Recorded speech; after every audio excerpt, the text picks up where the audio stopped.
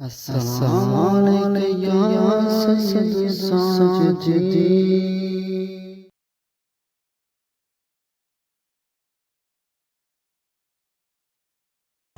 اعوذ باللہ من الشیطان اللعین الرجیم، بسم اللہ الرحمن الرحیم، الحمد لأہلہ والصلاة علی اہلہا، اللہم صل علی محمد وآل محمد وعجل فرج آل محمد۔ جیسے کہ ہمارے ناظرین جانتے ہیں کہ ہم نے مختلف سوالوں پر جوابوں کا سیشن شروع کیا ہے کہ آل محمد علیہ السلام کے متعلق جن باتوں سے لوگ آگاہ نہیں ہیں، ہم چاہتے ہیں کہ ان باتوں کے متعلق آل محمد علیہ السلام کے ان واقعات کے متعلق لوگوں کو آگاہی دی جائے۔ آج جو سوال میرے پیش نظر ہے وہ سوال یہ ہے کہ سوال کیا جاتا ہے کہ 10 محرم کا دن چاہے سردی کے موسم میں ہی آئے، وہ اس دن گرمی کی شدت کیوں محسوس ہوتی ہے، اس دن گرمی کیوں محسوس کی جاتی ہے؟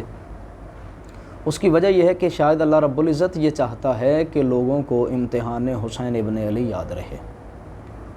لہذا سوال یہ کہ 10 محرم کے دن گرمی کی شدت کیا ہوتی ہے، اور جب امام حسین علیہ السلام 61 ہجری 10 محرم جب شہید ہوئے اس دن گرمی کی شدت کیا تھی؟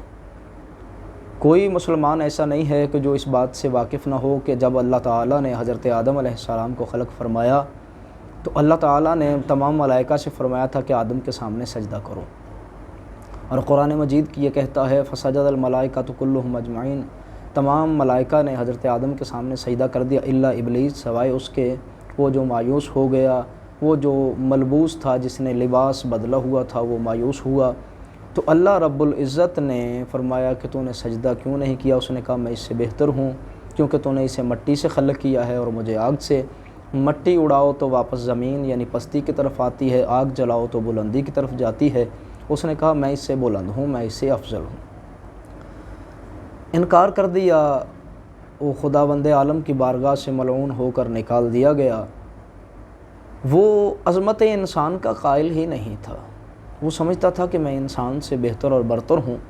لیکن جب یوم عاشور سید الشہداء علیہ السلام نے بارگاہ خداوندی میں اپنی وہ عظیم قربانیاں پیش کیں تو شیطان بھی پکار اٹھا کہ مالک میں نہیں جانتا تھا کہ انسان ایسے بھی ہوتے ہیں۔ ایک عظیم بات میں چاہتا ہوں کہ میرے شیعہ اور غیر شیعہ دوست نوجوان اس بات کو ذہن میں بٹھا لیں کہ شیطان عظمت انسان کا منکر تھا، لیکن حسین ابن علی علیہ السلام کی ذات اقدس کو دیکھ کر شیطان مان گیا کہ انسان مجھ سے افضل ہے۔ اب سوچئے کہ جس کی فضیلت کو شیطان مان گیا وہ کتنا افضل ہوگا۔ اور آج بھی جو یزید کے پیروکار ہیں اور یزید کے گن گاتے نظر آتے ہیں اور حسین ابن علی کا انکار کرتے ہیں، سوچنے کا مقام ہے کہ اپنی ذات میں وہ لوگ کتنے بڑے شیطان ہیں۔ یعنی شیطان سے زیادہ شیطانیت اپنے اندر رکھتے ہیں وہ لوگ جو یزید کے پیروکار ہیں اور حضرت حسین ابن علی علیہ السلام کا انکار کرتے ہیں۔ پھر شیطان نے بارگاہ خداوندی میں عرض کی مالک میں تو نہیں جانتا تھا انسان ایسے ہوتے ہیں، لیکن یہ ہے کہ بے شک جتنی بھی شدت ہے گرمی کی، حسین ابن علی تیری بارگاہ میں اپنی قربانیاں پیش کرنے کے بعد تیری بارگاہ میں سجدہ ریز بھی ہوتا ہے۔ اگر یہ جتنی سورج کی تپش ہے یہ ساری اگر حسین ابن علی پر ہو تو میں دعویٰ کرتا ہوں کہ حسین ابن علی تیرا سجدہ چھوڑ دے گا، کیونکہ اب تک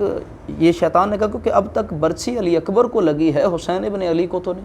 اب تک بازو عباس کے کٹے ہیں، حسین ابن علی کو تو نہیں۔ یہ درد ان کا محسوس دل میں کر رہا ہے لیکن اس کے بدن پر تو وہ درد نہیں ہے۔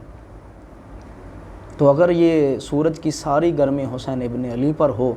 بارگاہ خداوندی سے جواب ملا ابلیس تو شیطان ہے، تو نہیں جانتا کہ حسین میری کتنی بڑی حجت ہے۔ اس نے کہا مالک تو پھر سورج سے کہہ دے کہ اپنی ساری گرمی حسین ابن علی پر ڈالے۔ تو سورج نے اپنی ساری گرمی ذات حسین ابن علی پر ڈالی، اور علماء مقاتل نے یہ لکھا ہے کہ دریائے فرات کا وہ کنارہ جو